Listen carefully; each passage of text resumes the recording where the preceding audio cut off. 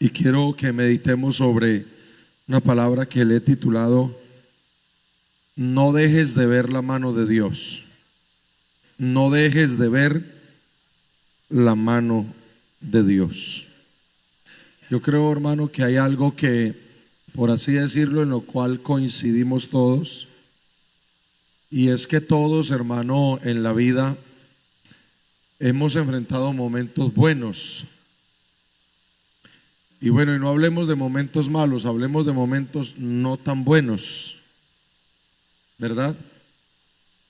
Yo creo que todos lo hemos enfrentado y ese es el real comportamiento en la vida de nosotros los seres humanos. Pero también estaba pensando en lo desconectados que usted y yo en algún momento pudiésemos estar del obrar de la mano de Dios, ya que de pronto terminemos, hermanos, sacando a Dios del asunto o sacando a Dios, por así decirlo, de la ecuación. ¿Por qué? Porque nosotros tenemos, hermano, una manera práctica y superficial de definir lo bueno y de definir lo malo. Todo lo bueno que a ti te sucede, usted inmediatamente dice, ahí está el Señor.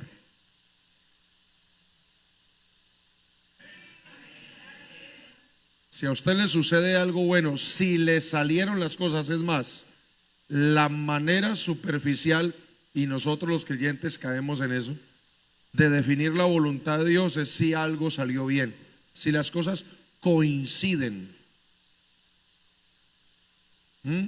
Es que como todo se ajustó y todo salió bien, era voluntad de Dios, porque así somos nosotros de superficiales. Pero también, hermano, la manera como nosotros definimos el mal es que todo lo contrario, ¿a quién se lo adjudicamos?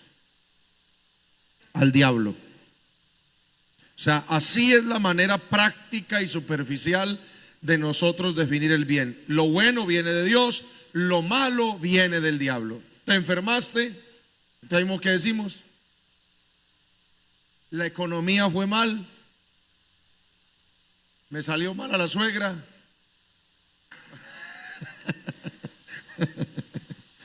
Dice, no.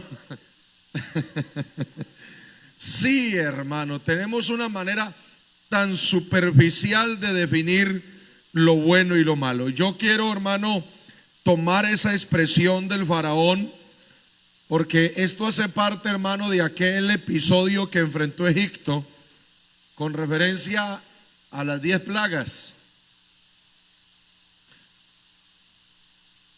Dios comenzó a tratar con Egipto por causa y con Faraón por causa de su dureza.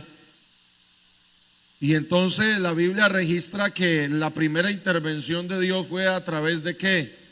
De convertir el agua en sangre. Pero también la Biblia dice que paralelo a ello, Janes y Jambres, así lo registra como Janes y Jambres, los hechiceros también hicieron sus encantos y convirtieron el agua en sangre. Porque el texto lo dice, ¿sí o no? Que a través de sus encantamientos también hicieron lo mismo. Luego entonces hubo una plaga de ¿qué? De ranas. Y dice que los hechiceros con sus encantamientos también hicieron lo mismo. Pero luego la tercer plaga, oiga, hermano, Dios que es tremendo, a un país desértico les convirtió el polvo en piojos. Hermano, esa mentalidad de Dios es una cosa bárbara, hermano. Usted se imagina, ahí era donde deseaban los egipcios no haber tenido un país desértico, hermano.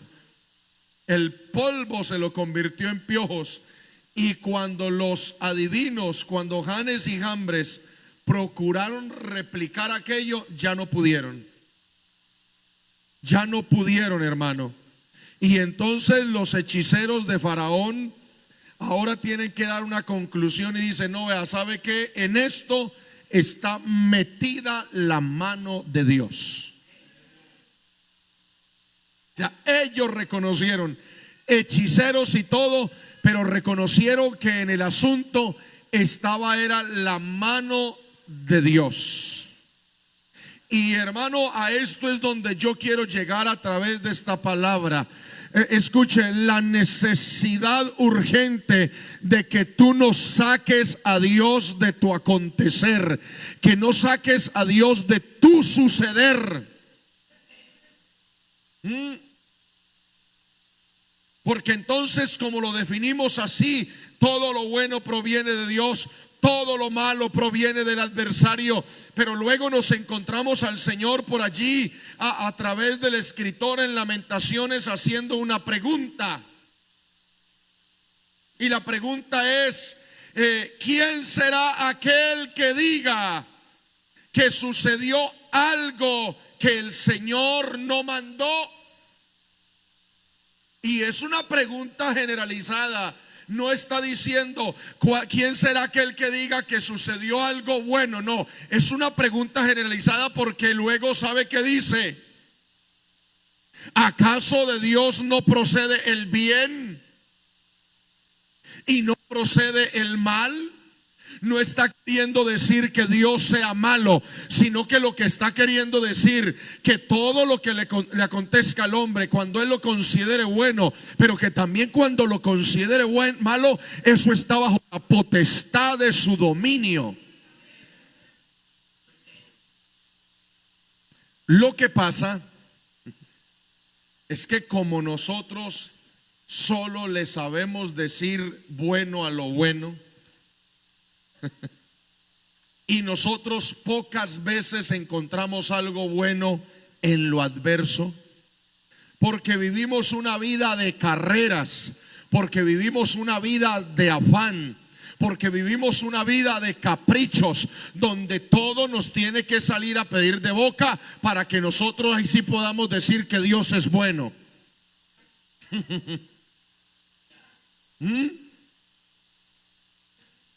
Voy a ser muy preciso, voy a ser corto. Yo llevo allí donde estoy pastoreando, hermano, llevo un año larguito, un año 4 meses, un año 3 meses, algo así. Recién llegado allí, hermano, es un municipio cerca a Cali. Estaba predicando por allá en el kilómetro 30 en un campamento. Terminé de predicar y emprendí mi regreso a casa. Y en el último romboy, antes de llegar a casa, hermano, en una curvita, iba yo ahí, hermano, ¡pah! Las llantas, hermano. Sentí que caí en un hueco, y qué estruendo, hermano, y qué estallido de llantas. Hermano, y me bajo, sí, efectivamente, una de las llantas estalladas y la otra con un chichón, hermano, impresionante. Llantas nuevecitas, hermano. Me orillé ahí, hermano, y yo dije: esto tiene que haber sido un hueco muy grande, hermano, para estallarme estas ruedas. Y me devuelvo, hermano, a mirar, y cuando yo veo ese huequito, hermano, donde y ¿cómo es posible que este huequito me haya hecho un mal tan grande? Hermano.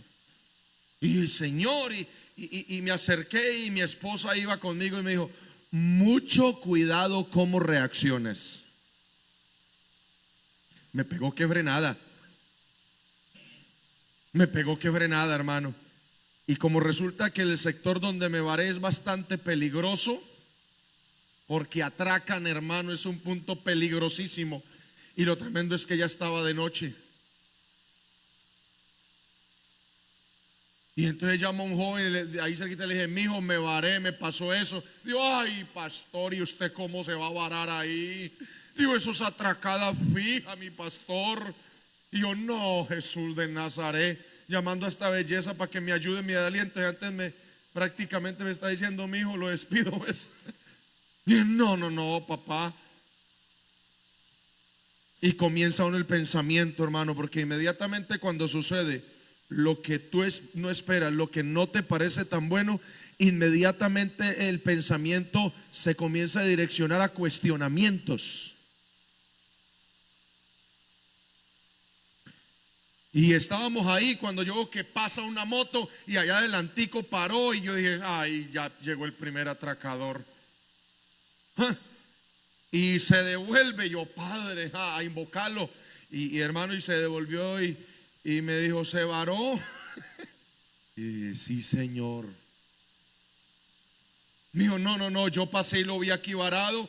Y ¿sabe qué? Me devolví más bien, caballero. Yo te voy a acompañar porque si te ven aquí solitos, atracada fija. Yo le dije, ay, qué detalle el suyo. Le dije, hágale que yo ya llamé por ahí a alguien que viene. Dijo, hágale que aquí lo esperamos. Cuando comenzó la espera del hermano que fuera a auxiliarme, yo entendí. Y estábamos charlando, yo bien ensacado, y me dijo, bueno, y caballero, ¿y usted qué es? Y yo le dije, no, hermano, yo soy predicador del evangelio, yo soy pastor. Y a como le dije que era predicador del evangelio, agachó su cabecita y comenzó a llorar. Y comenzó a compartirme y me dijo, no, la verdad, yo soy descarriado, yo soy apartado. Y cuando me dijo yo soy apartado, inmediatamente en el pensamiento le dije, Ave María, usted sí no, Señor. Me hizo estallar esas rueditas solo para que me encontrara con esta belleza. ¿Ah? Me hizo usted estallar mis rueditas, este hueco, esta situación, este pedacito de hueco que me estalle las llantas con el objetivo de que comience a compartirle palabra, de tener un encuentro con esta persona. Yo sentía como el Señor diciéndome, ese es el problema, yo le pago las llantas. ¿Para qué quiero decirle esto, hermano? Porque hay una cantidad de cosas que suceden en su vida y alguien está peleando con Dios, cuestionando a Dios sin primero detenerse a mirar qué propósito tiene Dios en eso que te está aconteciendo, que aunque a ti te parezca amargo, pero que Dios tiene propósito inmerso en ello.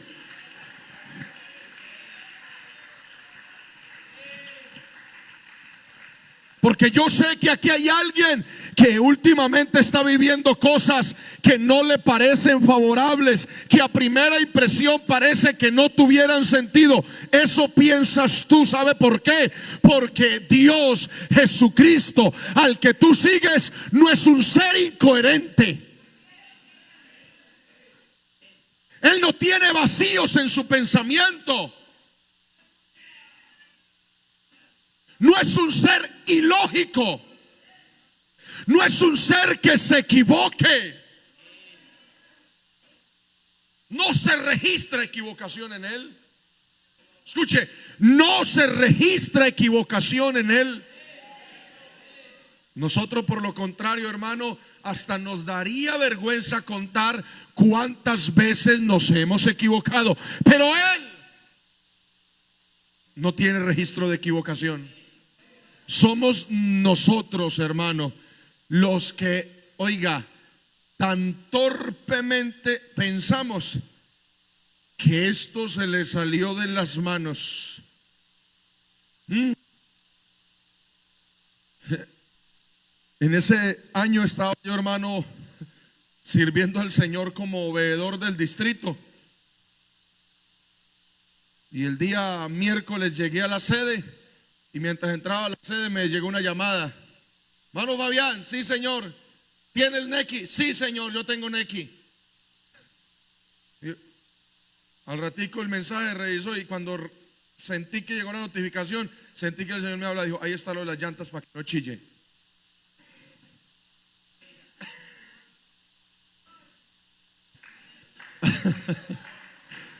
Oiga, es que aquí donde yo vengo a esto, como a llamar la atención. ¿Cómo es posible que un mago, alguien contrario a Dios, defina que en lo que estaba sucediendo estaba la mano de Dios, y que nosotros que caminamos con Él, que le conocemos, desconocemos el actuar de Dios? No, eso no es posible, hermano. Debemos ser entendidos de nuestro suceder. Aún en lo más mínimo está la mano de Dios, hermano. No dejemos de ver la mano de Dios, porque si no nos vamos a dedicar a cuestionarle, a adjudicarle torpezas, o quizás a adjudicarle al enemigo que tiene más control sobre nosotros que el que tiene Dios. Cuando yo conocí al Señor, bueno, ya lo he repetido varias veces, ya están cansados ustedes que les cuente y no les concluyo el testimonio, ¿cierto? A la próxima lo concluyo, porque que usted sabe que hay que guardar, hermano. Uno no puede vender todo el producto en una sola venta. No. Pero yo le decía al Señor, porque a mí me dijo una abogada cristiana, me dijo que yo no saldría de la cárcel hasta que no pagara el último cuadrante. Me aplicó Biblia. Y bueno, hermano, con todo ese prontuario, yo le estaba contando al hermano Soler cuando estábamos almorzando que yo caí por un delito inicial que me daba 45 años, pero ya estando allí se me destaparon otros 3 procesos, uno de 2, otro de 10 y otro de 8. Imagínate. Pero como a ese tiempo la justicia colombiana, la condena máxima solo eran 45 años, no se podía. Entonces había un recurso que se llamaba acumulación de penas. Me condenaron por todas, pero al hacer acumulación de penas quedé a los 45. Y en esa condena yo dije, no, es verdad, yo me merezco pagar cana, porque yo soy consciente de todo lo que hice, y soy consciente que ni siquiera aquí me están cobrando las otras cosas que no me descubrieron. Y cuando yo hablaba así con el Señor, ¿sabe? Una respuesta vino en una ocasión. El Señor me dijo: vea, cuando usted llegó aquí, usted llegó por cuenta del pecado, pero cuando usted me reconoció, usted quedó a mi cuenta. O sea, usted ya está a mi cuenta. A cuenta.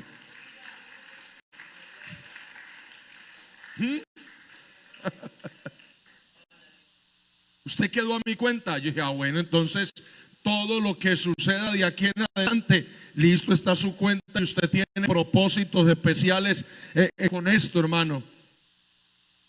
Pasaron, yo creo que llevaba más de 10 años o algo así, no sé, pagando cárcel, hermano, cuando llegó una notificación.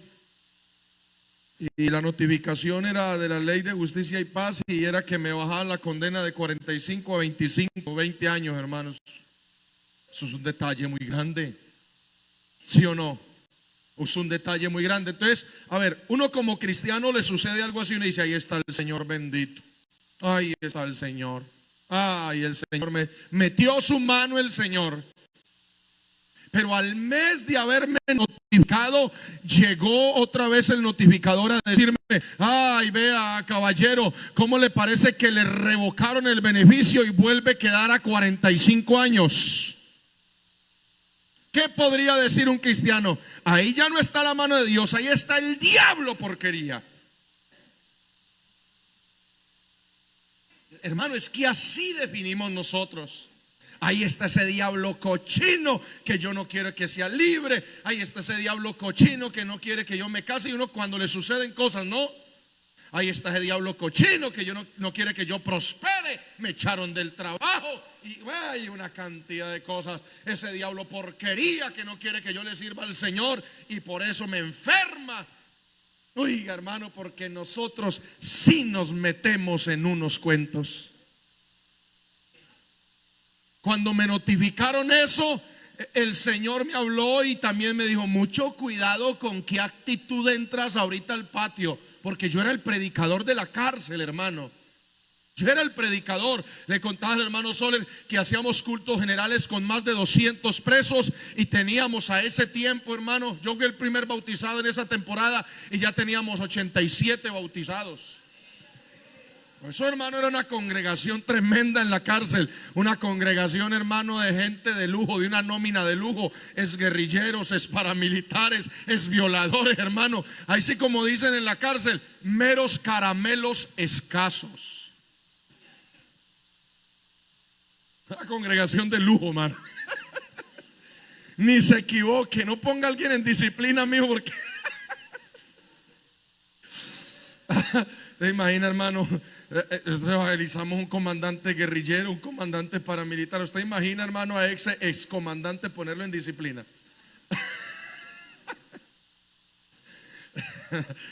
Pero al punto donde yo quiero llegar, hermano, le digo, mucho cuidado cómo reaccionas. Como el Señor queriéndome decir, no te equivoques al pensar y no le vayas a adjudicar esto al enemigo, o no vayas a comenzar a cuestionarme. Hermano, yo entré contento al patio riéndome, gloria a Dios. Barrantes, ¿te vas? Y le dije, espérate, que me volvieron a condenar a 45, manito. Espérate, tranquilo. Si yo le hubiese permitido a mi vida ser tan práctico y tan superficial, ¿en qué posición me hubiera ubicado? A reclamarle. Yo hubiera podido decirle, ¿cómo es posible? Tu predicador, me la paso de patio en patio anunciándolo, me la paso aquí en la cárcel ayunando, orando, y usted así me paga. Porque cuando dejamos de ver la mano de Dios en todo lo adverso, escuchen, no vemos que detrás de eso hay una bondad. A usted en algún momento le toca correr la cortina y mirar a ver qué es lo que hay atrás, para que no te equivoques con el Señor.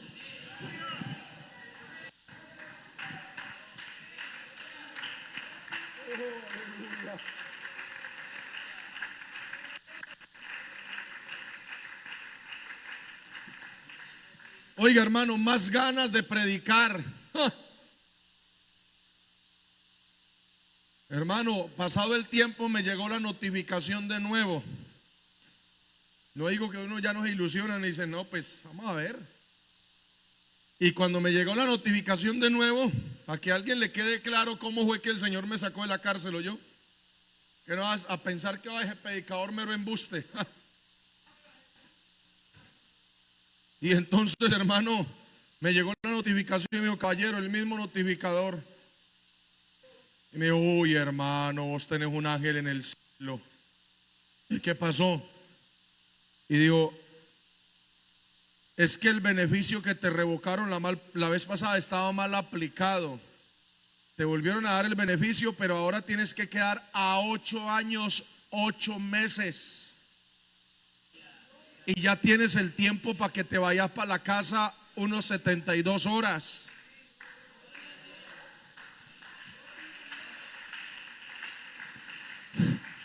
Hermano, cuando usted deja ver la mano de Dios en su asunto, usted se priva de obtener mayores favores.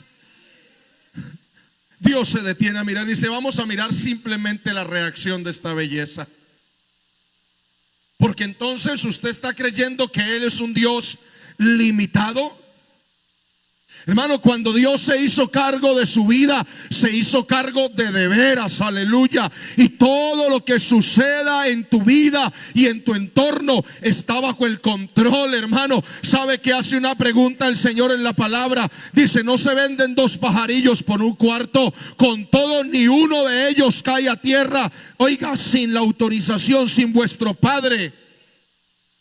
Y luego dice, si Dios controla hasta el mismo vuelo de un pajarillo, ¿cuánto más no puede controlar su vida? ¿Usted cree que Dios entonces controla un pajarillo, hermano? A nosotros no. Ay, hermano, por Dios, yo me niego a pensar que Dios tenga el control de otras cosas, pero la vida nuestra, nuestro acontecer, nuestro suceder se le haya salido de las manos de Dios.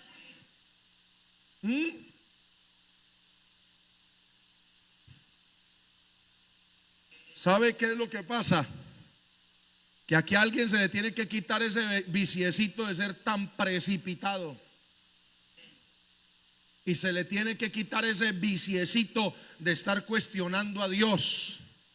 Y ese viciecito de pretender que todo lo tiene que salir a pedir de boca, o si no se disgusta con Dios. Señor, si te quieres disgustar, disgústate.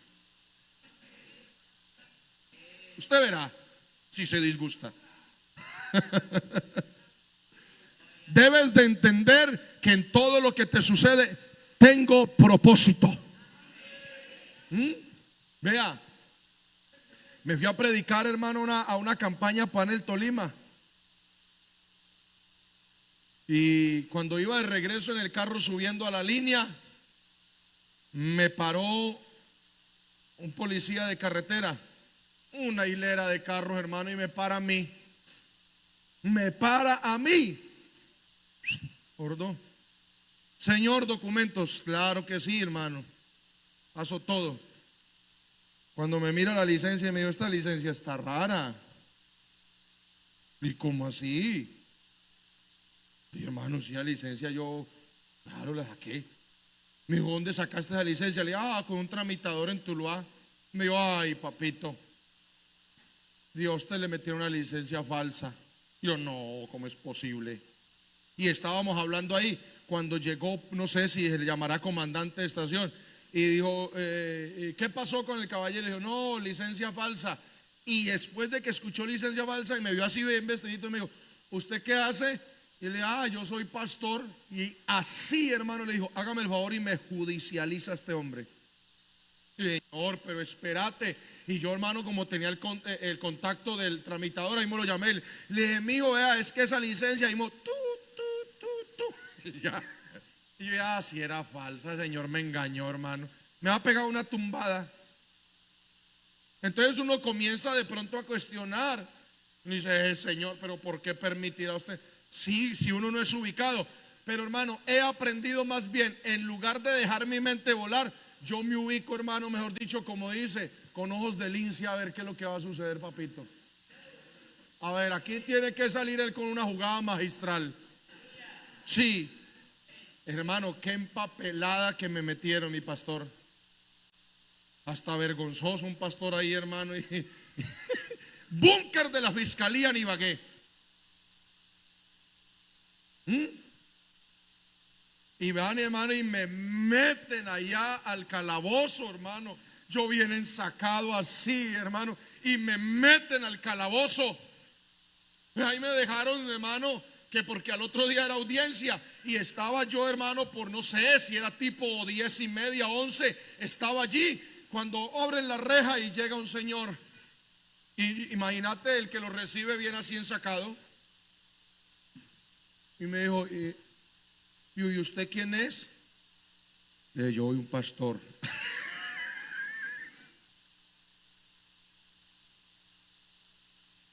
Dijo: ¿cómo así? El señor era un abogado. No, perdón, un docente. Hermano, y comenzamos a hablar, y el señor se destapa a llorar, hermano.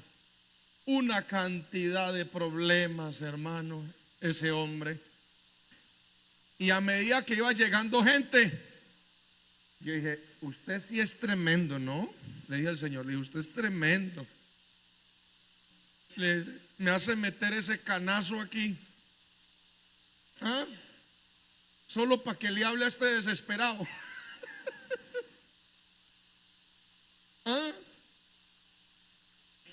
Hermano, vea, toda la noche fui el primero de entrar a ese calabozo. Y en ese calabozo durante toda la noche entraron 25 personas. Y toda la noche me la pasé hablando del Señor.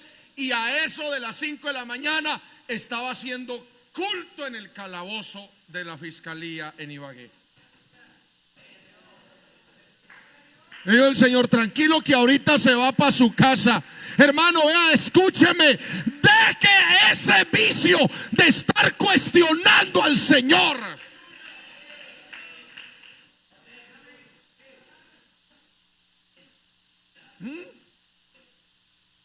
¿Sabe qué me dijo mi esposa cuando la llamé? que me dijeron que tenía, como conozco mis derechos, y usted tiene derecho a hacer una llamada. Y yo, ¿a quién llamo? A mi esposa. ¿Ah?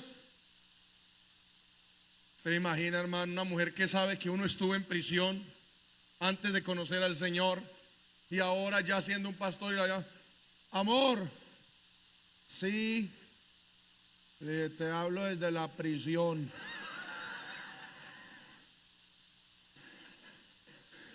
¿Sabe, hermano Soler? Yo pensé, yo dije, no, la reacción de ella, de pronto, ay, no, ¿cómo es posible? Y podía yo esperar esa reacción, pero la reacción de esta mujer, hermano, me acompañó.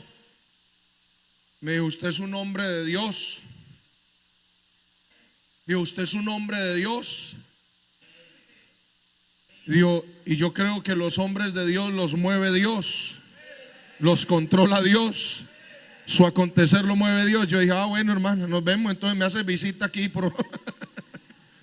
Hermano, ¿yo qué hago con eso, hermano? ¿Usted cree que yo tenía autorizado también esta mujer ubicada en eso?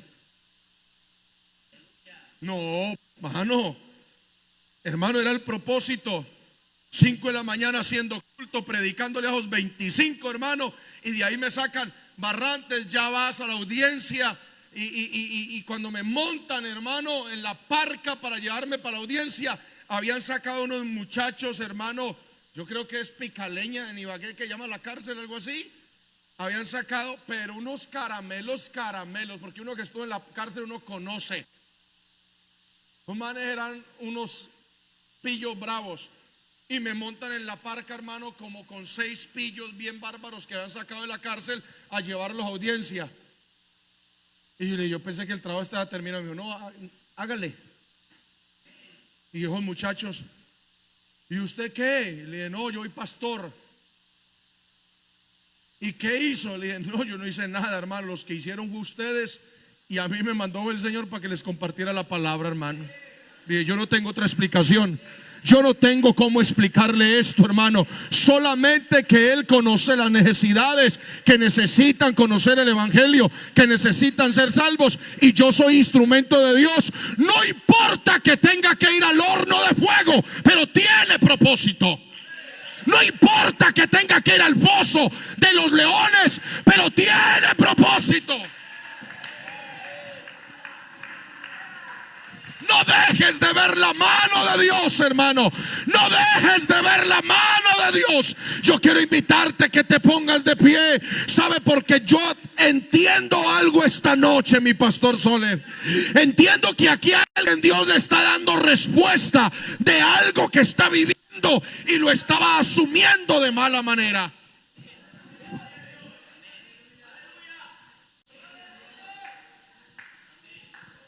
A alguien el Señor le está diciendo esta noche, la manera como usted asumió esa enfermedad no es así.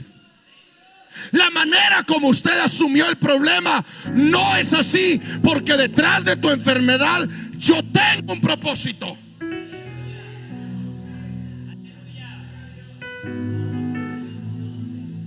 Detrás de ese tropel que estás viviendo tengo un propósito. El problema es que no me quieres entender. Porque como el problema nuestro es que nosotros le pedimos a Dios que nos entienda. Ay, Señor, entiéndame, porque nos gusta que nos entiendan, ¿cierto? Y se dice, bueno, ¿y usted por qué no me entiende a mí, pues?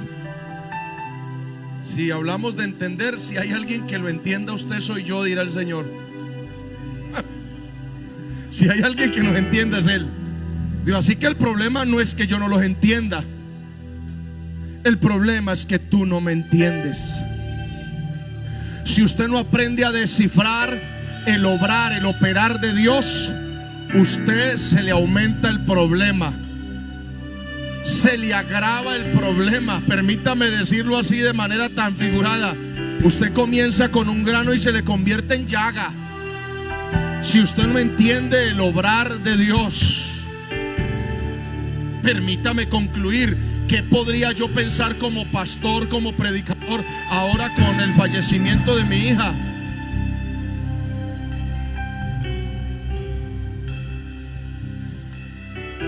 Y en el momento, hermano, Ese 31 de agosto, hermano, que yo vi el cuerpo, porque yo no tuve sino la reacción, hermano, escuche, nos arrolló el carro fantasma y yo no tuve tiempo ni siquiera de mirar quién nos arrolló. Yo solamente alcancé a voltear a ver el cuerpo de mi hija, hermano, y cuando veo el cuerpo de mi hija ya agonizante, el Señor me dijo: yo estoy en este asunto, Fabián.